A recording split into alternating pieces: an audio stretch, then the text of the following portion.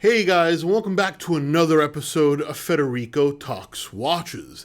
Today, I'm once again answering some of your questions, such as what's up with Rolex and display casebacks, and also, what do I think of this particular watch brand that everybody makes fun of? Are they actually a good watch? All that and more in today's episode. Now, of course, before we get started, customary wristwatch check. Today I'm wearing my rotary. This is my first ever automatic watch that I bought with my own money. I think it was like $250. I got it maybe 15 years ago. I've got it on this green strap, kind of matches my polo. I decided to bust it out of the watch box today.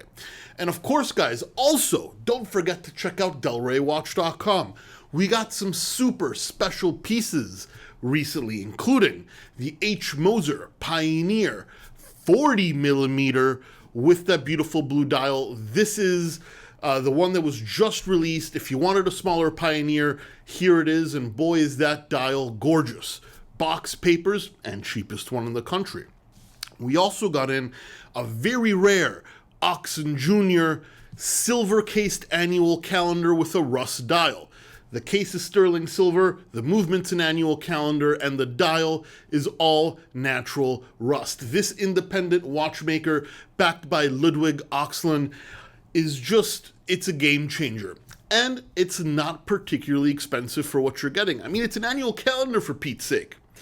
And we got a vintage IWC Engineer chronometer. This is from back when integrated sports watches were a new thing. This is the JLC chronometer movement, beautiful undisturbed dial, and it is the least expensive example in the country as well. All that and way more at DelrayWatch.com, the best place for a watch geek to buy a watch. Link in the description below. Anyway, guys, you know the drill. These are the questions you've asked me on my Instagram account at Federico Talks Watches. A few times a month, I put up a Q&A picture. When you see that, ask your question below. When I get enough pictures, I take the picture down. When I get enough questions, I take the picture down. Please do not DM me. I do not check them. In no particular order, we start with RGP7544. And he said, "Hey Fed, longtime follower all the way from Australia. Looking at dress watches, would you choose Baume & Mercier Baumatic Clifton or the Oris Big Crown Pointer?" This is a great question. Now, while I love the Oris Big Crown Pointer, I sell a lot of them, and I love their vintage-inspired kind of dials, I do find the Clifton to be dressier and also one of the most beautiful watches ever made, particularly in this price point. Yes, Baume & Mercier doesn't get a ton of love, but I find the watch gorgeous, and the Baumatic movement made by Richemont is also beautiful. You can also get the COSC certified one, which I think is a nice touch. While neither brand will break the bank, and while neither brand does particularly well on the secondhand market, that's a good thing. So you can pick one up used for a big discount, particularly the Baume & Mercier, which would be my choice out of these two. The Pigs in Blanket says, "Hey Fed, big fan. What do you think of the new Louis Vuitton tambour? Fashion watch that everybody makes fun of, or serious horology?" Well, I love the tambour. I actually love Louis Vuitton watches. Louis Vuitton is a fashion brand, but also don't forget, it's the crown in LVMH's, it's the jewel in the LVMH's crown. LVMH also owns Zenith, Tag Heuer, and a few other watch projects. Louis Vuitton has been making some very serious watches. Don't get it mixed up with Gucci, Ferragamo, and some other watch projects by other fashion brands. Louis Vuitton has their own watch factory. I think it's La Factory du Temps. I'm not 100% sure. The tambour is serious horology. I think the design is stunning. It's one of the most beautiful integrated bracelet models I've seen, and the movements are great. I think Louis Vuitton makes a fantastic watch overall, and they've made some very serious complications in their history.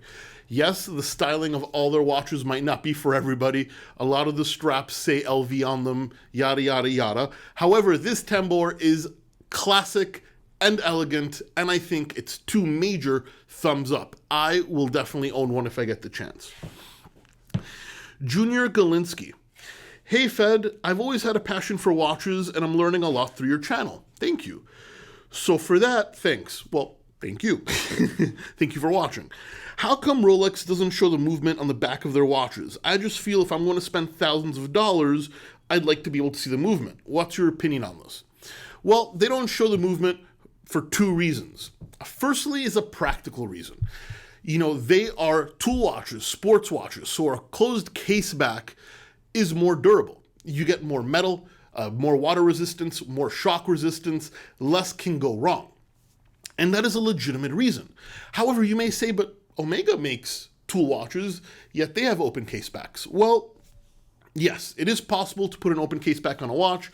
It's pretty much standard nowadays, even on a sports watch. But I think the main reason is their movements, even though they function very well, are just ugly. Entirely machine decorated, and not even to a high extent. They don't want people to be disappointed when they look at their movements. Particularly if it's in like a day date, a watch that's $30, $40, $50, $60,000, and you look at the movement and it just looks like it could be in a $2,000 watch. Now, their movements are great. They function very well, but decoration-wise, finishing-wise, extremely Spartan. Nothing really to see, to be honest. So they turn a negative, which is their ugly, but ugly movements, into a positive by giving you more durability. I actually think it's smart on Rolex's end to keep the case back closed. Wheatley 4167. Glad to see you supporting less well-known brands. Well, it's my pleasure. What do you think of Laurent Ferrier? In your opinion, are they underappreciated compared to some other high-end makes? Yes, highly underappreciated. Laurent Ferrier is a genius, up there with the likes of Moser and Journe. And I do think they're underappreciated. Yes, they've been around a little. They haven't been around quite as long as an independent brand, I feel. And also their distribution used to be a little weak, a lot of discounting back in the day. But right now, they are really picking up steam. Their new sports watch on a bracelet, fantastic. Their school watch, also fantastic. I'm a big fan of Laurent Ferrier.